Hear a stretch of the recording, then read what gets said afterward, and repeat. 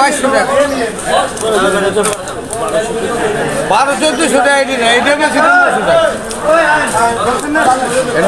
ঠিক আছে তো কি উড়ায় পাগল হয়ে গেছে সরকারি লেটার দিব